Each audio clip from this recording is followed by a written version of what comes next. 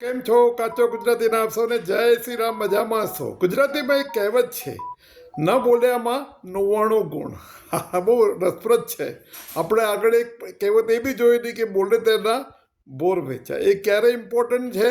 જ્યારે આપણે કોઈ પ્રોડક્ટ વેચવી હોય કે કોઈ કોન્સેપ્ટ આપણે વેચવો હોય કે આપણો કોઈ પોઈન્ટ બ્રેક થ્રુ કરવો હોય ત્યારે.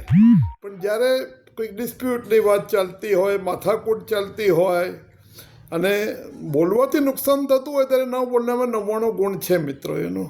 એટલે મનુષ્યએ ધ્યાન રાખવું જોઈએ ક્યારે બોલવું જોઈએ ને ક્યારે ન બોલવું જોઈએ. ઘણીવાર ન બોલવાથી ઘણા બધા કંકાસ, ઘણા બધા મોટા વિવાદો બચાવી શકાય છે મિત્રો. જે મૌન રહેવામાં શાણપણ છે અમુક સંજોગોની અંદર, એ બોલવામાં નથી મિત્રો. ઘણી જગ્યાએ તો શું છે કે મૌનના ક્લાસો બી ચાલે છે. વિપસ્યનાની જે 10 દિવસની શિબિર હોય છે એમાં 9 દિવસ મૌન રહેવાનું હોય છે.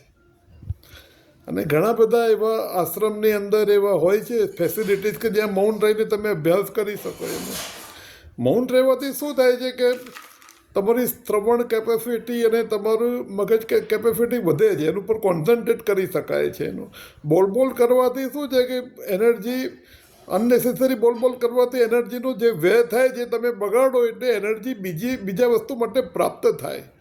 ખાલી પ્રાપ્ત થાય એવું નહીં, કોન્સન્ટ્રેટ કરી શકાય એનર્જીને. એનું એટલે મિત્રો બહુ ઇમ્પોર્ટન્ટ છે કે ક્યારે બોલવું ને ક્યારે ન બોલવું એ મનુષ્યએ નક્કી કરવું પડે. અને જે વખતે બોલવાથી બાજી બગડતી હોય, જે વખતે બોલવાથી બીજાને નુકસાન થતું હોય, જે વખતે બોલવાથી સમાજમાં કંઈ દૂષણ વધતું હોય કે સમાજમાં ખોટા બળોને પ્રોત્સાહન મળતું હોય, તેવી વખતે ચૂપ રહેવું સારું છે. બોલીએ તો ખોટું જ બોલવું પડતું એવું હોય તો એ પાપમાં એ કરતાં ન બોલવામાં વધારે મજા છે એનો. એટલે મિત્રો આ બહુ જરૂરી વસ્તુ છે કે ક્યારે મૌન રહેવું એ બહુ જરૂરી છે. અને ન બોલ્યામાં 99 ગુણ એ કહેવત ખૂબ સાર્થક થાય છે જો આપણે નહીં બોલીને ઘણું બધું નુકસાન અટકાવી શકીએ તો. આભાર. Thank you so much. So nice of you.